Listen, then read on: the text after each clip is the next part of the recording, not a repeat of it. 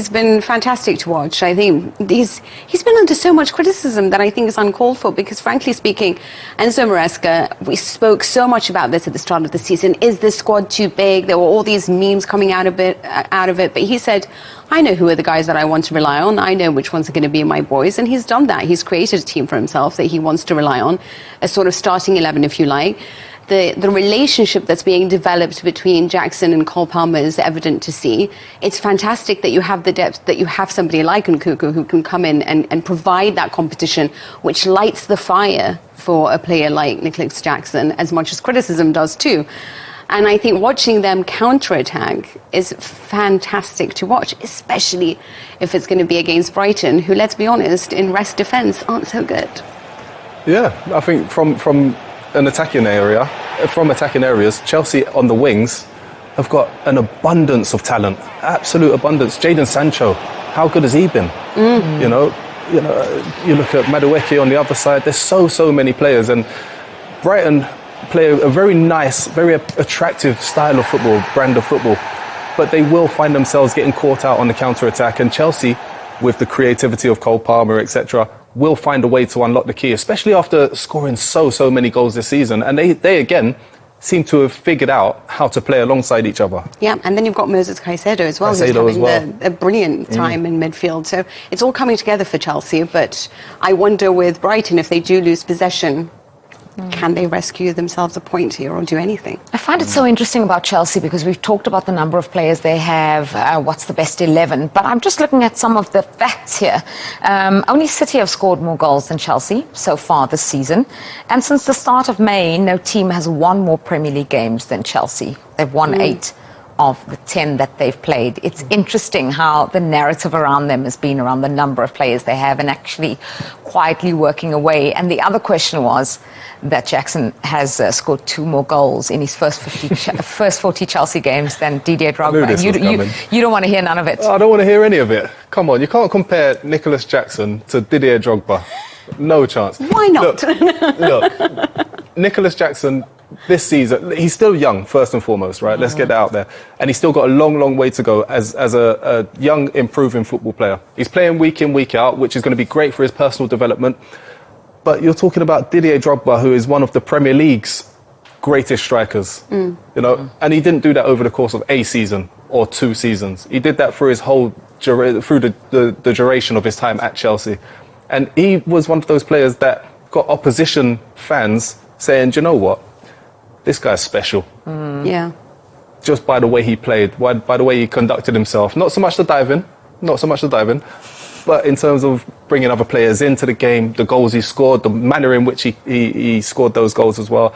Nicolas Jackson, if he continues on this path, if he gets a little bit stronger, if his hold-up play improves, you could then have that conversation once Chelsea have won something, the Premier League title, or got into the Champions League, something. As of yet, no, unfortunately, it's a no-go. Okay, so first show after Chelsea win a trophy. No. Champions League or the Premier League? Champions League or the... So the FA Cup is not going to... No. Okay. No. He's not going to be a legend, right? Not yet, not off that, no. Unfortunately, no. But I like the improvement. I like what he's doing so far. This season, he's been hot property. So, yeah, we'll see. We'll watch this space. Okay, fair enough. He's making me eat my words. The producer's making a note that if they win the Premier League or Champions League, first show after you're on to give us the report card. That's been clipped. I just heard it. Okay, we've previewed all of the games coming up this weekend. The only thing left is prediction time. My favourite time of the show. We've got Mina and Jermaine giving us their predictions for this weekend. Just don't set me up. Just don't set me up again. No, don't set yourself up. Listen, the Premier League is unpredictable, so we appreciate you doing predictions. With such good grace. Okay, we'll start with Newcastle versus Man City. Mina, you can go first. Newcastle, Man City. I'm going to go for 1-3 to Manchester City. Oh, I was going to go the same. I'm going to be different. I'll say Newcastle are not going to score. And it's going to be 3 goals to City. Clean sheet. Prediction, Arsenal-Leicester. Arsenal going to run away with it 4-0. 4-1, Jamie Vardy. Oh, so at least Vardy gets on the score sheet. I'm going to say 2-1. Brentford-West Ham. 1-0 to Brentford. Oh, I do feel sorry for them at this point. I do as well. Yeah. Not enough. 2-1 West Ham. Chelsea, Brighton. I fancy Chelsea here, so I'm going to say 3-2. A nice game. Ooh. Goals galore. 4-1 to Chelsea. I think that, I'm a little bit scared of Brighton's shape without the ball. Yeah. Everton, Palace. I'm hopeful for Everton, so I'm going to say a 1-0. I'm going to say 0-0. Forest versus Fulham. Oh, counter-attacking game. 2-2. 3-3. Wolves versus Liverpool. See, I can't see Wolves getting any points out of this one. I'm going to say Liverpool 4-0. Yeah, 3-0 to Liverpool, something. Prediction for Ipswich, Aston Villa. Villa 2, Ipswich 0. Again, I agree. 2-0 Villa. Sunday, Manchester United versus Tottenham. Poor draw, 0-0. No, I'll say 2-2. 2-2. I love a 2-2 with that. Mina? It's a 2-2. Tottenham 2-1. Then on Monday night, Bournemouth, Southampton. 0-0. 1-0 Bournemouth.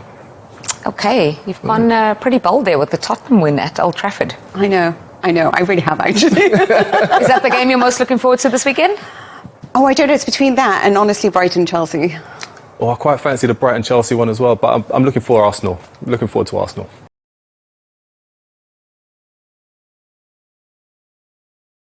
All right, another weekend of English Premier League is already here. Chelsea hosting Brighton on Saturday.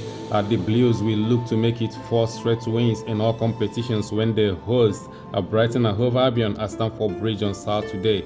Well, the Blues have followed up Premier League wins against Bournemouth and West Ham with a 5-0 thumping of League 2 side Barrow. In the EFL Cup on Tuesday, with Christopher Nkunku netting a hat-trick, while new man Pedro Neto was also on the score sheet. Well, Chelsea are in red-hot form at the moment. I mean, going to West Ham scoring 3-0 is not an easy feat. West Ham have been a bogey team to Chelsea in recent seasons. So a wonderful performance, and then they changed the entire 11 players against Barrow, and they score 5-0 and play some fantastic stuff in that game. That's not easy. It's not easy to change everybody, 11 players, and still find team chemistry to play well and score 5-0, 5 goals. That's outstanding, irrespective of whoever they played against. That's the way I say it. Well, that made it 2 wins from 2 at Stamford Bridge in cup competitions this time. Although they are yet to triumph on home soil in the league, losing to Manchester City and drawing to Crystal Palace. That's talking about the Premier League right now. They are yet to pick a win in the Premier League after games against Man City and Crystal Palace. So they will be hoping to put that straight against Brighton. And if I'm to analyze how Brighton play, I think they are going to play into Chelsea's hands. The way they play with that high line is it looks like that kind of a performance we saw against West Ham. Chelsea giving them opportunity to build up and then win balls in the middle of the park and then counter attack. The difference between Brighton and West Ham is Brighton press very well. Their pressing structure is a lot better than West Ham's, and if they press the ball in the midfield, Chelsea will find it difficult to break them. But Chelsea have technicians. No matter how good you press, one way or another they will break through, and when they break, Brighton will be in trouble with that kind of high line. So they should be careful against Chelsea tomorrow. Well, while Enzo Maresca's men have won all 3 of their away league games to leave them heading into the weekend in 5th, failure to pick up 3 points against Brighton will mark just the 3rd time in the Premier League era that they have failed to take a victory from their first 3 home league games of the season. However, they will be coming up against the Brighton side looking to go their 6th opening Premier League games of it unbeaten for the first time ever. Well, the Seagulls are currently 7th and just 3 points off second place Liverpool. So a cracking game that we are going to expect on Saturday. Don't forget that Brighton are still unbeaten in the Premier League. They have played very, very well so far. After 5 games unbeaten, and this is our main early season top of the table clash. I mean top 4 clash.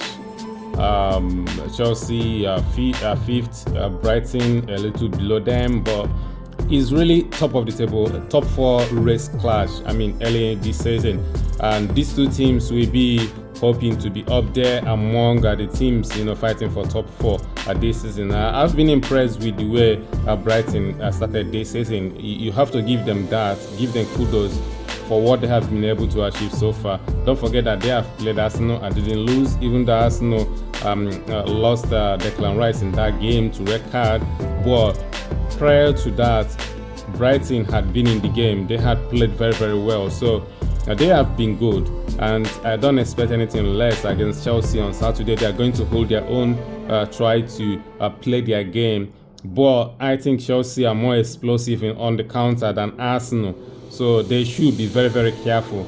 If Chelsea play on the counter at the level that they played against West Ham, they should score a couple of goals against Brighton without problems.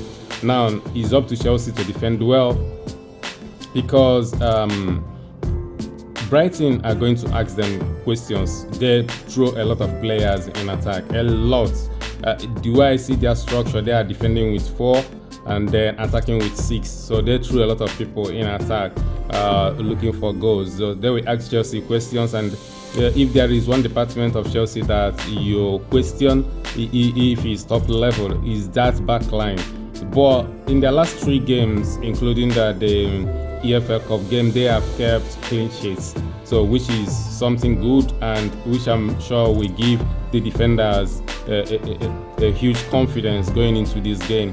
And if they will be able to get another clean sheet, that will make it 3 clean sheets in the Premier League in a row for the first time since February 2023 under Graham Potter. So a lot on the line in this game. Hopefully we will see a nice, wonderful game on Saturday. So stay tuned.